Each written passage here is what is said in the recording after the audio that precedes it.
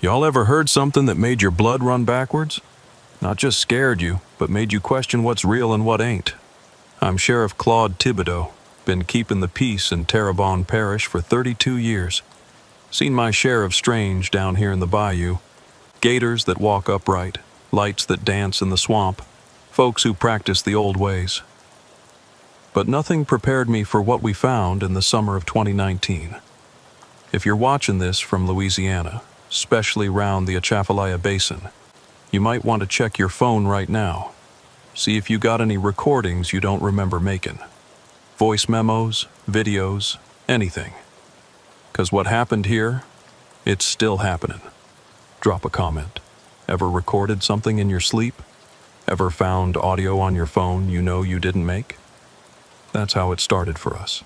That's how they all started. My name's Claude Thibodeau, and this is the story of the Bayou recordings. The story the state police don't want told. The story of how 17 people disappeared into the swamp, but their voices kept calling home. Terrebonne Parish in July is hell's own sauna. Humidity so thick you could swim through the air, mosquitoes the size of hummingbirds, and heat that makes you forget what cold ever felt like. I'd been sheriff here since 1987, took over from my daddy who'd held the position for 20 years before that. The Thibodeau family had been lawmen in these parts since Reconstruction, and we knew every family, every feud, every secret that floated through the cypress trees and Spanish moss. But on July 15th, 2019, something new floated into my jurisdiction. Something that would change how I looked at the swamp I'd grown up in, the waters I'd fished since I was knee-high to a crawfish. It started with a phone call from Marie Guidry, a widow who lived on the edge of the Manchac swamp. Marie was tough as gator hide, raised 7 kids alone after her husband died in an oil rig accident.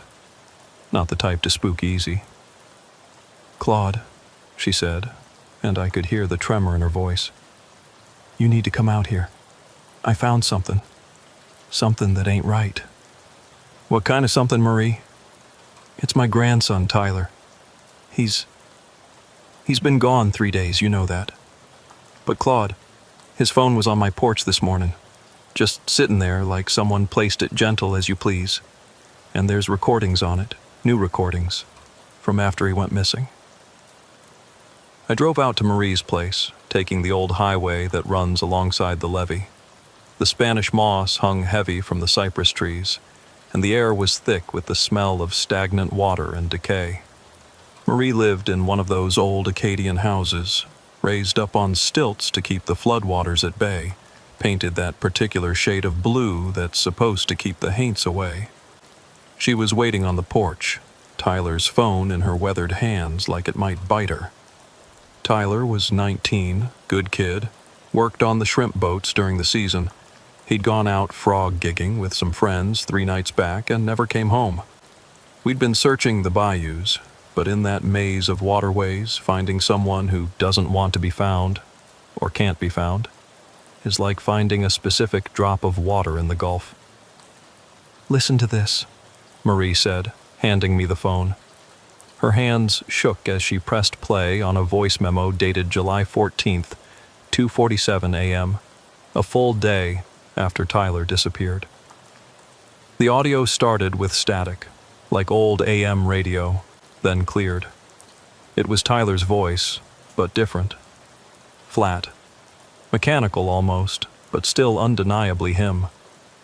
"Ma, don't come looking. We're walking the old paths now. The ones beneath the water, beneath the mud, beneath time. The singing woman showed us the way. She's been calling us home since before the French came, before the Homa, before anyone. We're recording everything so you'll understand. So you'll know we didn't leave. We just went deeper." Then the really unsettling part. In the background, you could hear other voices. Singing, but not in any language I recognized. Not French, not English, not the Homa tongue some of the old folks still spoke. It was older, full of sounds human throats shouldn't be able to make, and underneath it all the sound of water. Not splashing or flowing, but breathing, like the swamp itself was inhaling and exhaling. "There's more," Marie said. 12 more recordings, each one stranger than the last. I spent the next 2 hours listening to all of them. Tyler's voice describing places that didn't exist, cities beneath the bayou, roads made of cypress root and Spanish moss, markets where the vendors had been selling the same goods since before Louisiana was sold. And always, that singing in the background. "Marie, I need to take this phone. Evidence." She nodded, relief clear on her face. "Claude, what's happened to my grandson?" I didn't have an answer. Not one that made sense, anyway.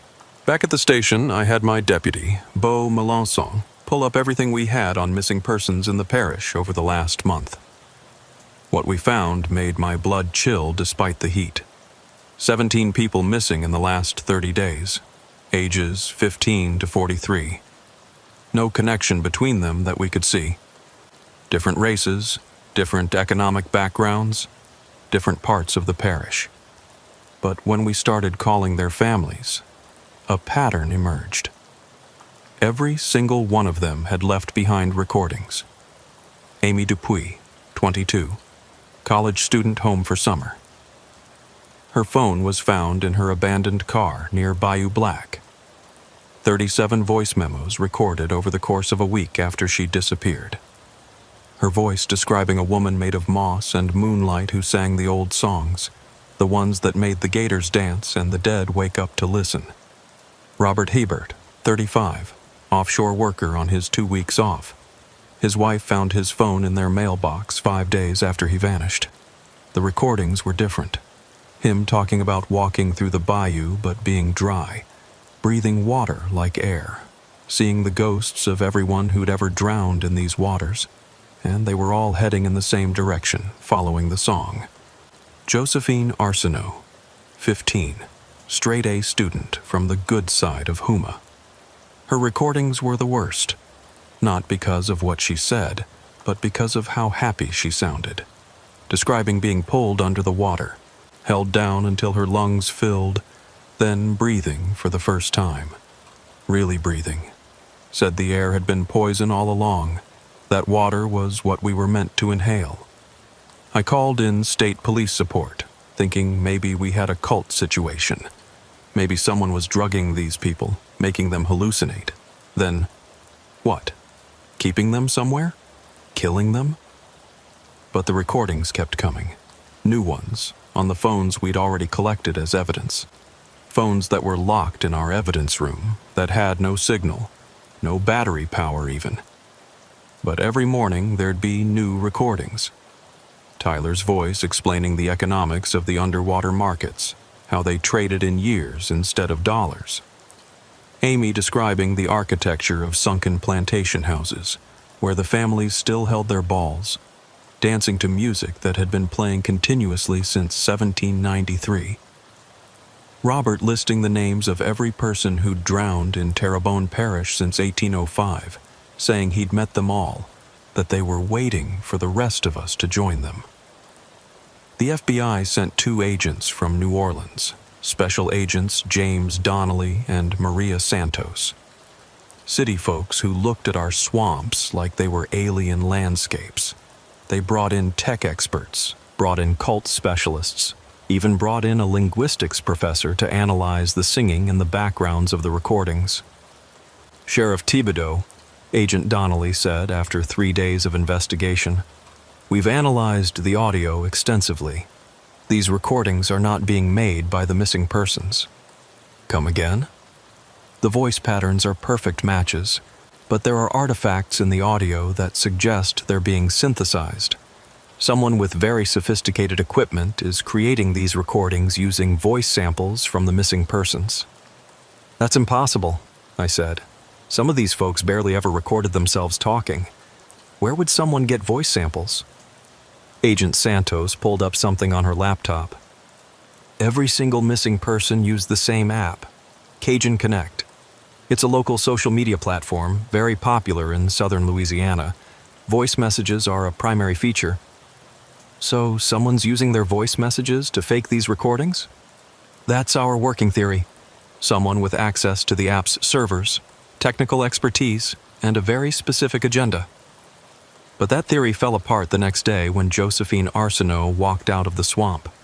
She was found by an early morning fisherman standing waist-deep in the water about a mile from where she'd disappeared. She was unharmed physically. Not a scratch on her, despite having been missing for 2 weeks in the swamp. But she was different. Wrong. Her mama brought her to the station, begging us to help. Josephine wouldn't speak at first, just stared at us with eyes that didn't seem to focus on anything in the room. When she finally did talk, her voice was exactly like it had been in the recordings. Flat, emotionless, but somehow still conveying information. "I need to go back," she said. "The recording isn't finished." "What recording, Cher?" I asked, using the gentle tone I'd use with a spooked child. "The true history, the real story of this place. Before your maps, before your names for things. The singing woman needs us to record it all before the water rises again, before the next erasure." "Who's the singing woman?" Josephine smiled then, and it was the most unsettling thing I'd seen in 3 decades of law enforcement. Not evil, not malicious, just empty. Like she was mimicking an expression she'd seen but didn't understand. "She's been here the longest, since before the land and water separated. She remembers when this was all one thing, not solid, not liquid, just potential. She's collecting the stories before they're lost. We're her recording devices now." The FBI agents wanted to take Josephine for psychological evaluation, but her mama refused. Took her home instead, said she'd rather have her daughter broken than taken away. But that night, Josephine disappeared again. Her mother found her bed empty, window open, and a new recording on her phone. The collection continues. We are almost complete. 17 voices for 17 floods. When the last story is recorded, the water will remember how to rise. That's when I realized we weren't dealing with a kidnapper or a cult. We were dealing with something that had been in these bayous longer than any of us. Something that didn't see taking people as wrong because it didn't see people as separate from the swamp itself. I went to see my grand-mère, Eulalie Thibodeau, 93 years old, and keeper of the old stories. She lived in a cabin deep in the swamp, only accessible by pirogue, surrounded by bottles hung from trees and crosses made of marsh grass. "Grand-mère," I said, "tell me about the singing woman." She looked at me for a long moment, then spat tobacco juice into an old coffee can. "You finally ready to hear what you've been ignoring your whole life, Claude? People are missing, 17 of them." 17? Her eyes widened. "Mon Dieu, it's time then. The collection." She told me a story I'd never heard, not in all my years growing up in these waters. About something that existed before the Native Americans, before any humans. Something that sang the land into being, sang the water into separating from the sky. But every few generations, it needed to renew the song, to record it in new voices before the old ones faded completely. "Last time was 1947, she said. 17 folks went missing then too, but they came back after. Different but back. They lived their lives, had families. Your grand-père was one of them." I stared at her. My grandfather, who'd been sheriff before my daddy, who died when I was 10. I remembered him as quiet, always humming something under his breath, always staring at the water like he was watching for something. He never told the whole truth about what happened during those 3 weeks he was gone, Grand-mère continued. But he left recordings, hidden them in the old evidence room at the sheriff's station, said someone would need them when it happened again. I drove back to the station that night with Grand-mère's words echoing in my head. The evidence room was in the basement, a damp, musty space that flooded every few years despite our best efforts.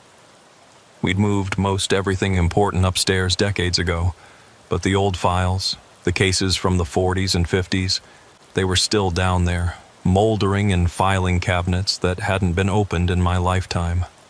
Bo helped me search through the rust and rot, looking for anything from 1947. The FBI agents had gone back to New Orleans for the night, promising to return with more resources, more experts. But I had a feeling we'd find more answers in these old files than in any modern database. We found it in a cabinet marked Property Damage, 1947 of all things. A box wrapped in oilcloth, hidden behind routine insurance claims and storm damage reports. Inside were 7 wax cylinder recordings, the kind from old Edison phonographs, and a journal written in my grandfather's tight, careful script. The journal's first entry was dated September 3rd, 1947. They've started returning, one by one, walking out of the bayou like they never left. But they are changed. Their eyes see too much. They speak of things that haven't happened yet, remember things from before they were born. The singing continues in their heads, they say. Always the singing. Bo found an old phonograph in the Historical Society's storage. Terrebonne Parish had a small museum that nobody ever visited, full of artifacts from the old days. We set it up in my office, away from prying eyes and ears. The wax cylinders were fragile, but most were still playable. The first recording was my grandfather's voice, younger than I'd ever heard it, full of the authority that came with the badge. September 5th, 1947. This is Sheriff Eugene Thibodeau. I am documenting the testimony of those who have returned from what the old folks are calling the collection. The state police have ordered me to cease investigation, but I believe future generations will need this information. Then another voice, female, young. My name is Adelaide Broussard. I was taken on August 15th. I remember walking into the water, not being pulled, not forced, walking like it was the most natural thing in the world. The singing woman, she doesn't look like anything solid. She's made of sound and water and time. She showed us the true history of this place. Not the history in books, but the history in the mud, in the roots, in the bones of everything that's ever died here. Adelaide's voice continued describing things that made no sense but felt true in that deep, primitive part of the brain that remembers we came from water originally. Cities beneath the swamp that predated human architecture. Ceremonies that kept the land and water in balance. And always, always, the importance of recording, of remembering, of keeping the stories alive. The second cylinder was damaged, but we could make out parts of it. A man's voice, speaking French, then Creole, then something older. He was reciting names, hundreds of names, maybe thousands. Some I recognized as old Terrebonne Parish families. Others sounded Spanish, Native American, African, and some didn't sound human at all. The third cylinder made Bo step back and cross himself. It was singing, the same singing we'd heard in the background of Tyler's recordings, but clearer, more direct. It wasn't quite music as we understand it. The tones didn't follow any scale, the rhythm wasn't regular, but it was hypnotic. I found myself leaning closer to the phonograph, wanting to hear more clearly, to understand the words that weren't words. Bo grabbed my shoulder. "Sheriff, your nose." I touched my face. Blood. My nose was bleeding, and I hadn't even noticed. We stopped the recording immediately. The journal continued with my grandfather's observations. September 20th, 1947. All 17 have returned. Physically, they appear unharmed. Dr. Lafitte can find nothing wrong with them, but they are different. They know things they shouldn't know. Young Adelaide Broussard speaks languages she's never learned. Robert Thibodeau, no relation, can predict the weather with perfect accuracy 3 days out. They all speak of recordings they must make, stories they must preserve. Most disturbing, they speak of the next collection. They say it will come when the waters are warmest, when the barriers are thinnest. They say it will be in the lifetime of my grandson. I have no grandson yet, but they speak as if it's already determined. I sat back in my chair, the weight of predestination settling on my shoulders. My grandfather had known. Somehow, he'd known that I would be sitting here, reading this, dealing with the same thing he had. The journal's final entry was dated October 31st, 1947. The returned have integrated back into their lives, but the community knows they're different. Some folks avoid them, others seek them out for their strange knowledge. Adelaide Broussard has begun painting complex, impossible geometries that hurt to look at, but that she claims map the true shape of the parish. Robert Thibodeau has started a fishing business that never fails to find the best catches, like he knows where the fish will be before they do. They gather sometimes, all 17, usually during the full moon. They stand in the water and sing the old song, the one from the recordings. When they do, things happen. The fog rises even on clear nights. Animals that should be extinct are seen in the swamp. The dead are reported walking, though no one will make official reports of it. I'm hiding these recordings for whoever comes after. The state police have classified everything, threatened my job if I continue investigating. But this will happen again. The singing woman told them so, and when it does, someone will need to know the truth, that this isn't a crime to be solved, but a cycle to be completed. The bayou remembers everything, and every few generations. It needs new voices to sing its memories back to it. My phone rang, breaking the spell of the past. It was Marie Guidry. "Sheriff, Tyler's back. He just walked out of the swamp casual as Sunday morning." Bo and I rushed to Marie's house. Tyler was sitting on the porch, muddy but uninjured, staring at the swamp with that same empty expression I'd seen on Josephine's face. His grandmother was holding him, crying, but he didn't seem to notice her presence. "Tyler," I said gently, "can you tell us where you've been?" He turned to look at me, and his eyes, God help me, his eyes reflected light like an alligator's. Not all the time, just when the angle was right. "Recording," he said simply. "We've been recording the true names of everything. Did you know Terrebonne Parish isn't really called that? That's just what you call it. Its real name takes 17 minutes to say properly and includes the sound of every creature that's ever died in its waters." "Tyler, your grandmother's been worried sick."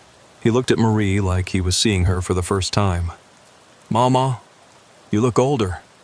How long has it been?" 2 weeks, baby. You've been gone 2 weeks."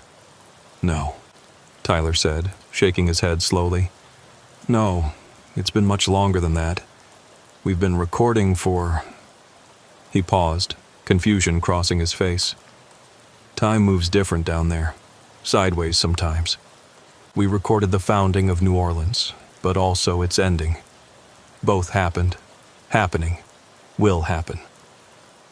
The FBI agents arrived then, having driven back from New Orleans when they heard about Tyler's return. Agent Donnelly immediately wanted to take Tyler for questioning, but I intervened. "This is still my jurisdiction," I said firmly, "and this boy needs medical attention before any questioning." We took Tyler to Terrebonne General Hospital, where Dr. Isabelle Hebert, whose own great-aunt had been one of the 17 in 1947, examined him. Physically, Tyler was fine. Better than fine, actually. His chronic asthma was gone. An old football injury to his knee had somehow healed. Even his acne had cleared up. "It's like his body's been reset to optimal health," Dr. Hebert said, confusion clear in her voice. "But Sheriff, there's something else. His brain scans. They show activity in regions that should be dormant, parts of the brain we don't fully understand the function of." "Is he in danger?" "I don't think so. If anything, he seems enhanced. But enhanced for what purpose, I couldn't say." Over the next 3 days, all 17 missing persons returned. Each walked out of the swamp at a different location. all unharmed, all changed. They spoke of their experiences with the same flat affect, describing impossible things as mundane facts. And the recordings on their phones continued to appear, even after they'd returned. I gathered them all at the community center against the FBI's wishes. They wanted to separate them, interrogate them individually. But I'd read my grandfather's journal. I knew this was bigger than a criminal investigation. The 17 stood in a perfect circle without being told to, their spacing exact despite not measuring. When they spoke, sometimes one would start a sentence and another would finish it, like they were sharing thoughts. "The collection is nearly complete," Amy Dupuis said. "3 more recordings, then the cycle closes," continued Robert Hebert. "The water will rise, but not to destroy," added Josephine. "To remember," Tyler finished. "Every flood is just the bayou trying to return to its original shape before humans changed it." Agent Donnelly stepped forward. "You're saying you can predict floods?" The 17 turned to look at him in unison, the synchronization eerie. "Not predict," they said together, their voices harmonizing in that impossible way. "Remember. The water remembers everything, every storm, every flood, every drought. We're just helping it organize its memories." I thought about all the recordings, all the stories they'd been telling into their phones. "You're creating an oral history of the bayou, but not from the human perspective." Tyler smiled, the first genuine expression I'd seen from him since his return. "Exactly, Sheriff. Your grand-père understood. He was one of us after all." "One of you?" "One of the collected. It changes you, being part of the song. You carry it forever, pass it down. Why do you think the Thibodeau family has been sheriff here for so long? The bayou needs someone who understands to stand between the two worlds." That night, I went home and found something I'd never noticed before. In my grandfather's old desk, which had been my father's and was now mine, there was a hidden compartment. Inside was another wax cylinder and a note.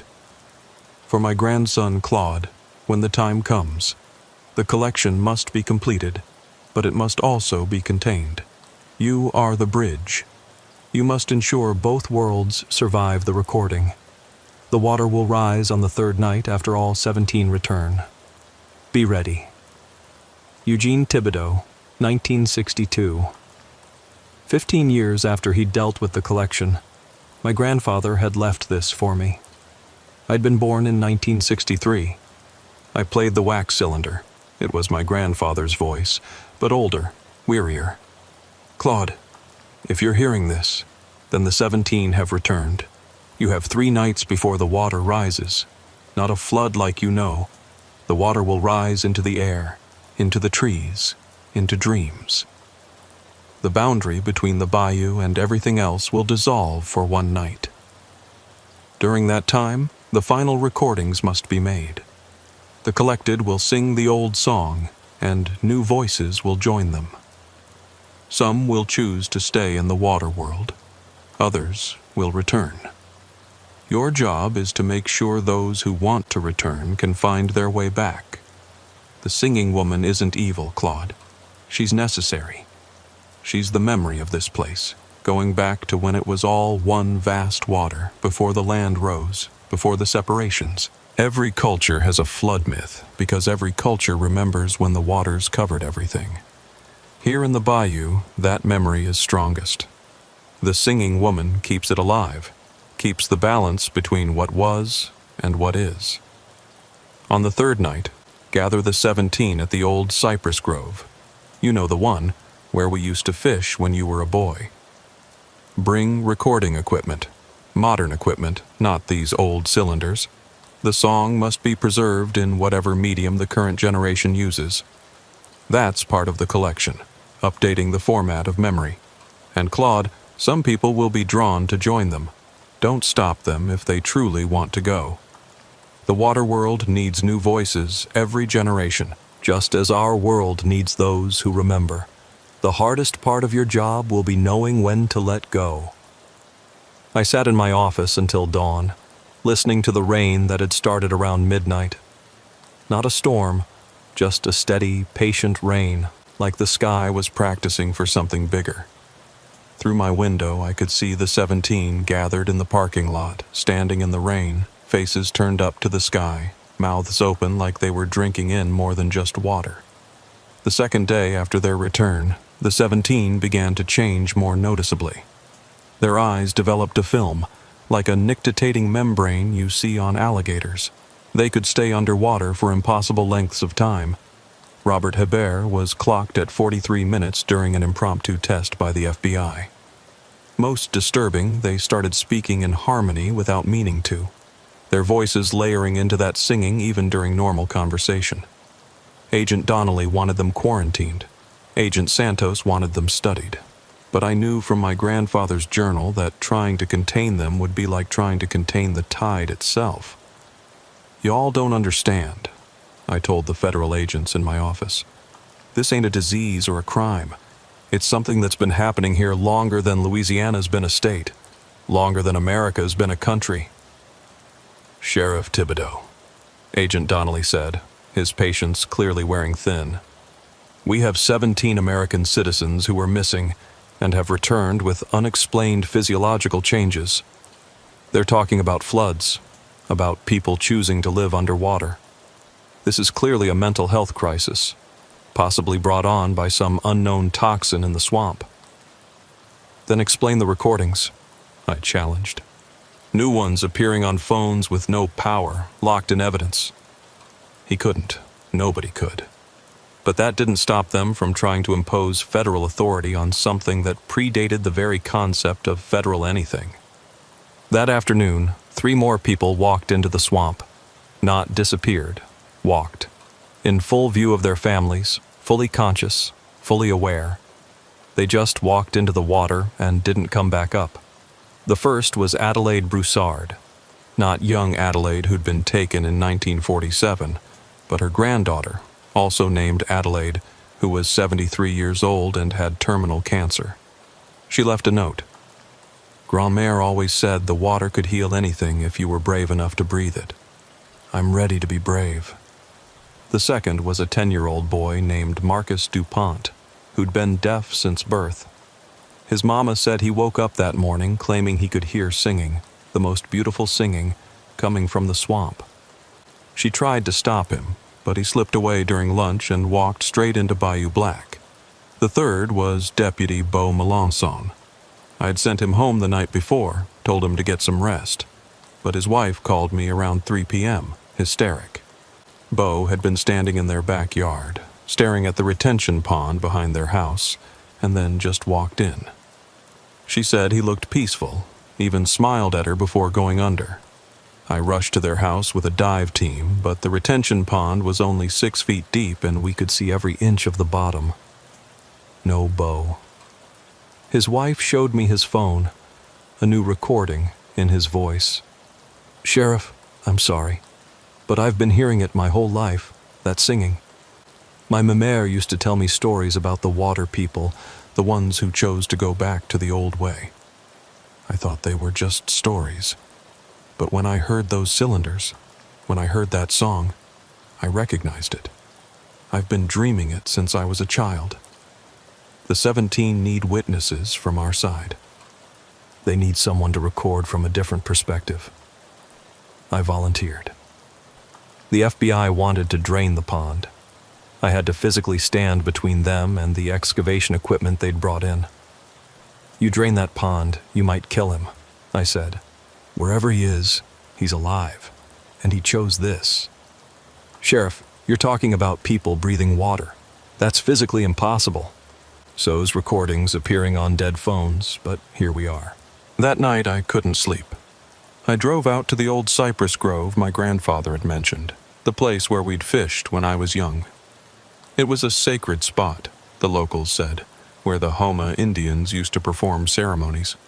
The trees were ancient, their knees rising from the water like prayers made of wood. The 17 were already there, standing in the water up to their waists, humming that alien harmony. As I watched, the water around them began to glow. Phosphorescent plankton, maybe, or something else. The glow spread outward in ripples, and where it touched, I could see through the water like it was glass. And there were people down there. Not corpses. People.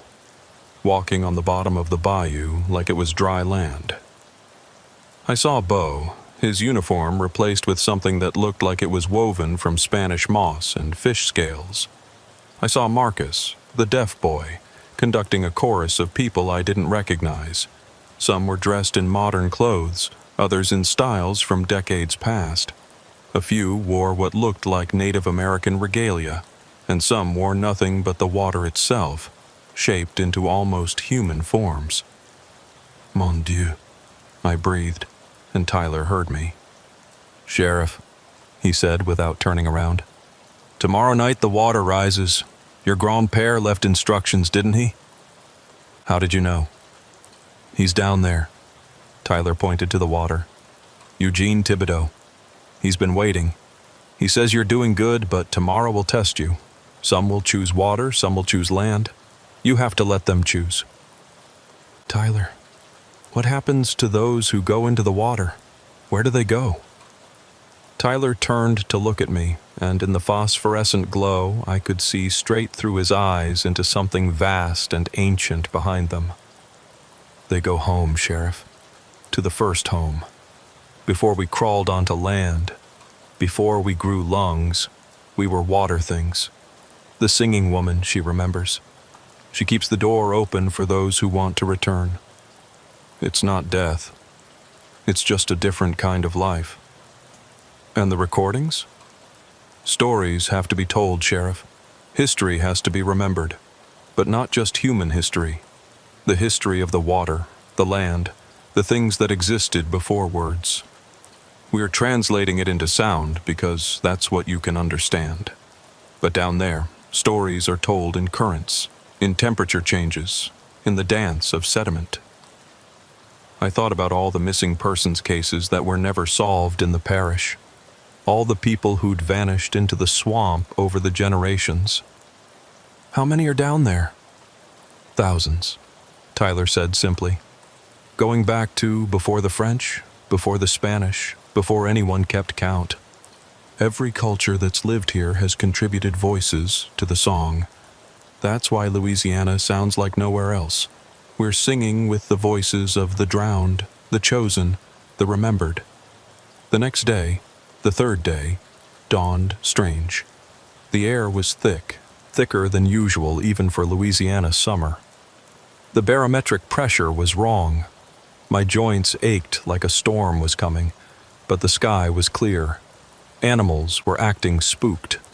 Every dog in the parish was howling. Birds flew in circles, confused. The gators had all gone deep, invisible even in the shallow waters where they usually sunned. The FBI had called in more resources. The National Guard had been quietly mobilized. They thought they were dealing with a mass hysteria event, maybe a suicide cult. They had no idea what was really coming. I spent the day preparing. I gathered every recording device I could find. Digital recorders, cameras, phones, even an old reel-to-reel I found in the evidence room. If my grandfather was right, the song needed to be preserved in modern formats. I also prepared boats, ropes, flotation devices, anything that might help people who wanted to come back find their way. As the sun set, the 17 began walking toward the cypress grove. They didn't coordinate, didn't communicate, just all started moving at the same time. The FBI tried to stop them, but anyone who touched them got shocked. Not electrically, but something like it. Agent Donnelly grabbed Amy Dupuy's arm and immediately let go, his hand covered in what looked like fish scales that faded after a few seconds. I convinced the feds to just follow, to observe. We formed a procession, the 17 in front, then law enforcement, then townsfolk who'd been drawn by something they couldn't explain.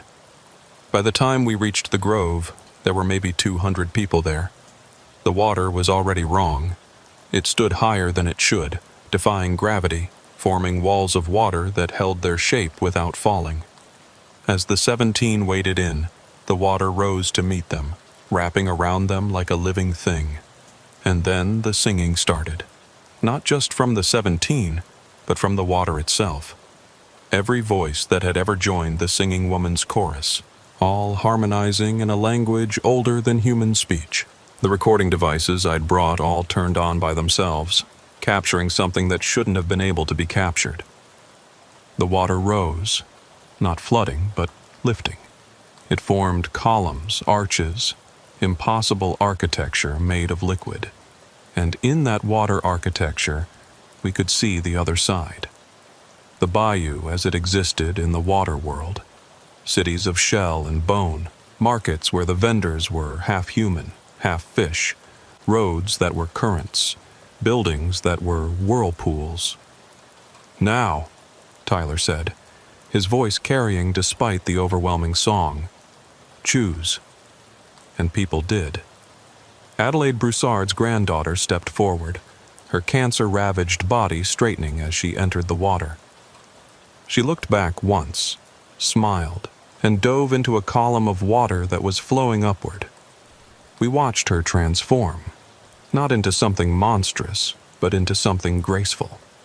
Her body elongated, her skin took on a pearl-like sheen, and she swam up the column and disappeared into whatever existed on the other side. Marcus's mother brought him forward. He was already changing, gills opening on his neck. She kissed him goodbye and let him go. He ran laughing into the water, and we could hear his laughter echoing even after he'd disappeared beneath the surface.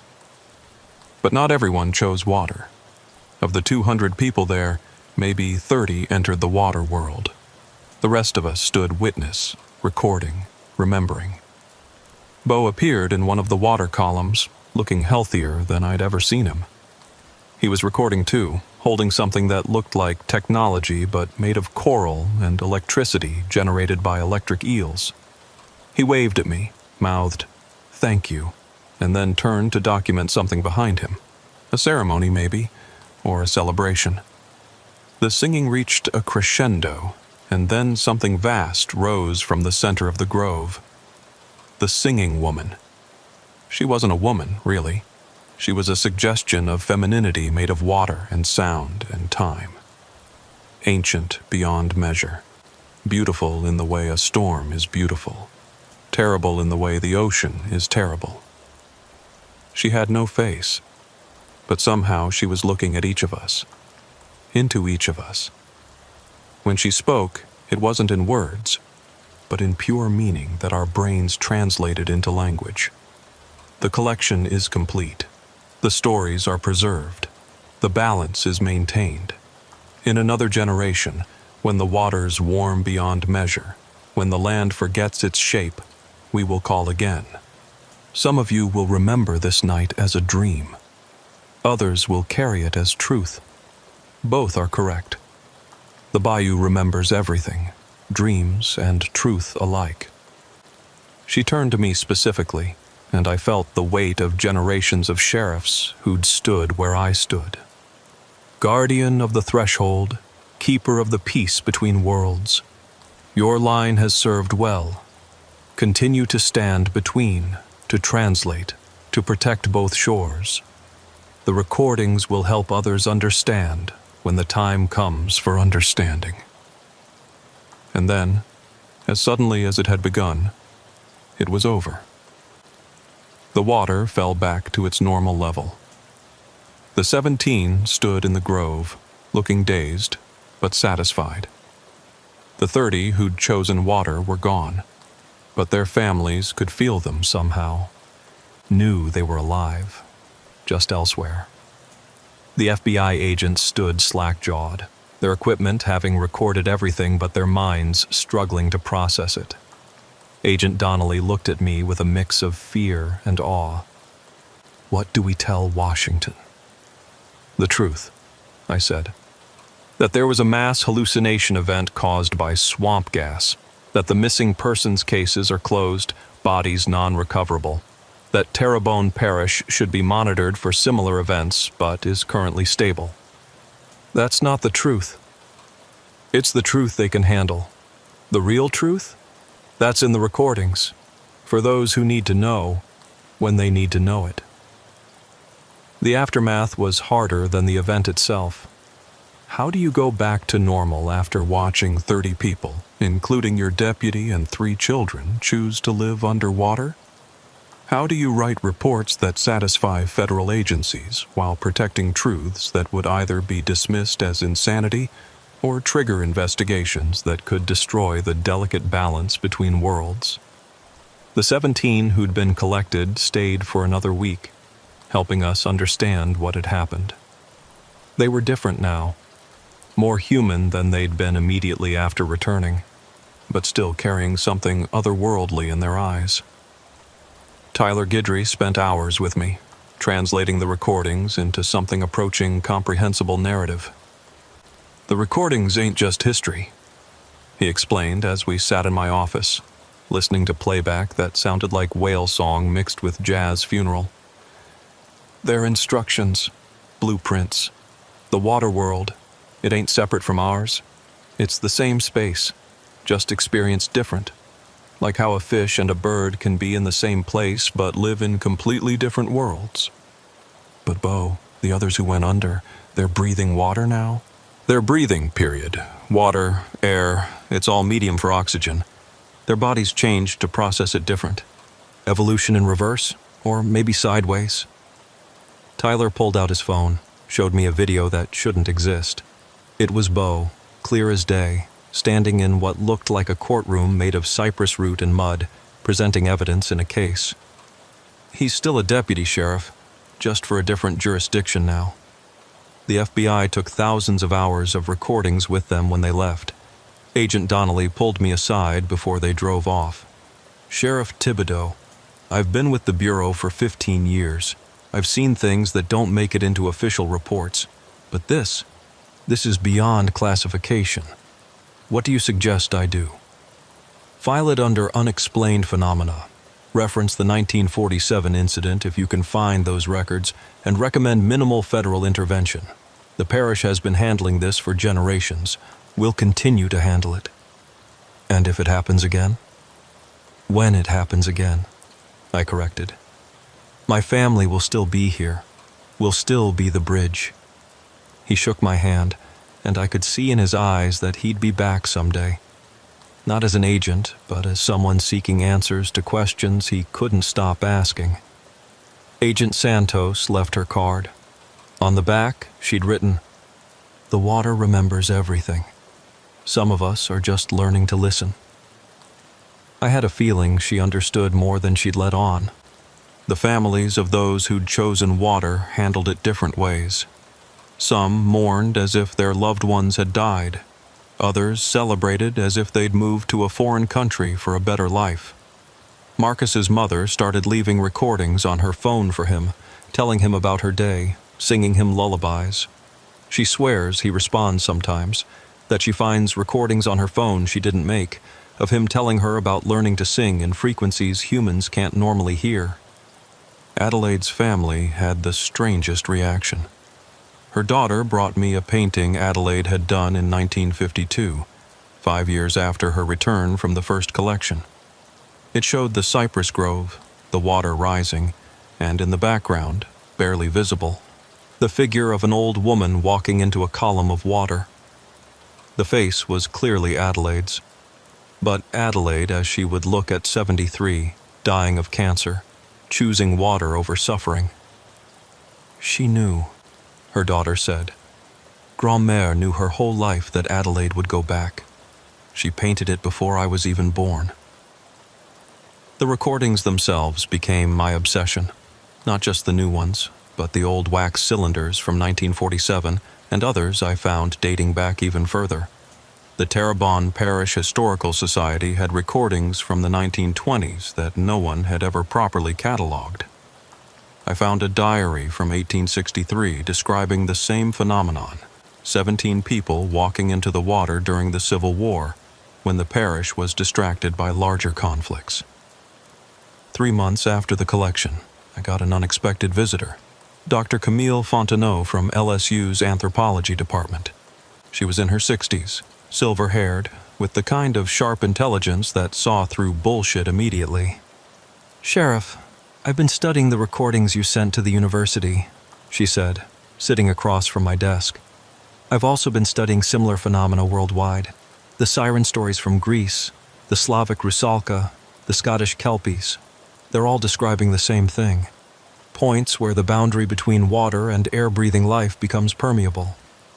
You're saying this happens other places? Different versions of it. But Louisiana, particularly this parish, seems to be unique in its regularity and its civility. Most water-being interactions in folklore are violent. Here it's cooperative, symbiotic even." She pulled out a map, marked with dots around the world. "These are all locations with similar stories. But look at the concentration here." The Louisiana coast was covered in dots, with Terrebonne Parish being the densest cluster. "Why here?" I asked. "My theory? This is where the Gulf meets the continent in the most gradual way. The boundary between land and water is blurriest here. Miles of marsh that's neither fully land nor fully water. The whole ecosystem is liminal. That makes the other boundaries thinner, too." She helped me establish what we came to call the archive, a collection of all the recordings, properly preserved and cataloged. We set it up in the old evidence room, climate-controlled now, with copies stored digitally and physically in multiple locations. The 17 helped, their enhanced memories able to recall details that helped us organize the recordings chronologically and thematically. Tyler became my unofficial liaison with the water world. He could still hear them, the ones who'd gone under. Through him, we established a kind of communication protocol. Families could leave messages that Tyler would somehow transmit. Responses would appear as recordings on phones, always at 3:33 a.m. 6 months after the collection, something unexpected happened. 3 of the 30 who'd chosen water came back. Not permanently, just visiting. They walked out of the bayou on the full moon, looking exactly as they had when they'd entered, except for the eyes. Their eyes held depths that seemed to go on forever. They couldn't stay long, they said. A few hours at most. But they wanted their families to know they were happy. They were whole. They were part of something vast and beautiful. Bo was one of them. He found me at the station, dripping bayou water that never seemed to actually get anything wet.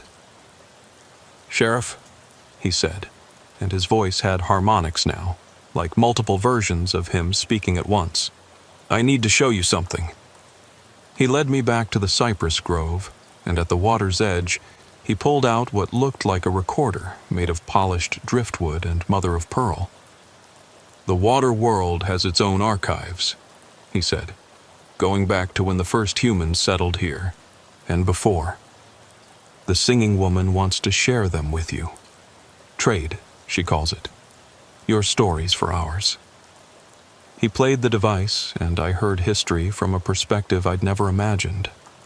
The founding of New Orleans from the point of view of the displaced water. The Civil War battles that poisoned whole sections of swamp. The oil spills that were like plagues in the water world. But also the joys. The celebrations when the rivers ran clean. The births of hybrid children who could exist in both worlds. The ancient treaties between the Homa and the water people that white settlers never knew about. "This is just a sample," Bo said. "There's so much more, thousands of years of memory. But it needs to be translated, interpreted. That's why the collection happens, to refresh the translation, to update the language of memory." "Why are you showing me this?" "Because the next collection won't wait a full generation.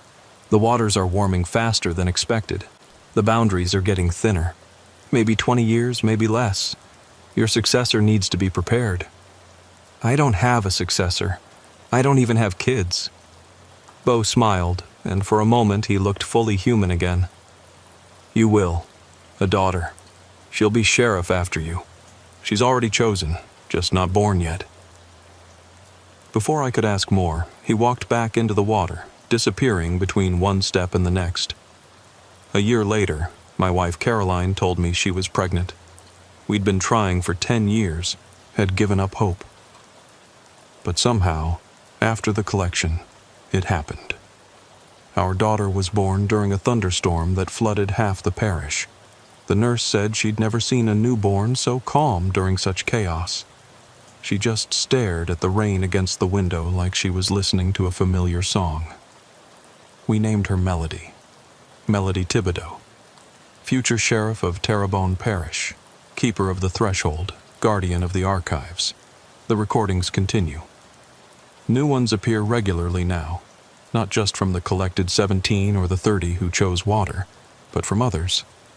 People who've always heard the singing but never understood what it was. Children who dream in languages that predate human speech. Elderly folks who remember stories their grandparents told about the people under the water. I catalog them all. Every story, every song, every impossible memory. Because that's my job now. Not just to keep the peace between the human residents of Terrebonne Parish, but to maintain the archive that proves we were never the only residents here. The FBI classified the whole event, but classification doesn't mean erasure. The recordings exist, the evidence exists, and more importantly, the connection between worlds exists, growing stronger each year as the waters rise and the boundaries thin. Tyler tells me the 17 are starting to hear new songs, different frequencies. The singing woman is preparing for something bigger than a collection, something about the waters, not just rising but reclaiming. Not violently, but inevitably. The same way water always finds its level. Will humanity survive? I asked him one evening as we stood by the bayou, watching the sun set over the cypress trees. Humanity, sure, but maybe not the way you're thinking. Evolution ain't always about moving forward. Sometimes it's about remembering what you were before you forgot how to breathe underwater. I think about Bo sometimes, down there in his underwater courthouse, still serving and protecting, just in a different jurisdiction. I think about Marcus, the deaf boy who can now hear frequencies no human ear was designed for. I think about Adelaide, painting prophecies in the water world, just as her grandmother had painted them on land. And I think about my daughter Melody, now 5 years old, who sometimes stands at the edge of the water and hums songs I don't recognize. Caroline wants to move, wants to take her somewhere landlocked, somewhere safe. But I know there's no running from what's coming. The waters will rise everywhere eventually. At least here we have guides. We have the archives. We have the songs. The recordings are all stored now in multiple formats, multiple locations, physical and digital, on land and somehow also beneath the water. Bo figured out a way to encode them in coral growth patterns, in the migration routes of fish, in the very DNA of certain bacteria that thrive in the brackish boundaries between salt and fresh water. The story will survive, Tyler assured me. Even if the form changes, the story continues. Late at night, when the sheriff's station is quiet and the only sound is the hum of air conditioning fighting the Louisiana heat, I listen to the recordings. All of them, in chronological order. From the earliest wax cylinders to the latest digital files. And if you listen to them in sequence, if you really pay attention, you can hear it. The meta-narrative, the larger story being told. It's not a story of invasion or replacement. It's a story of reunion.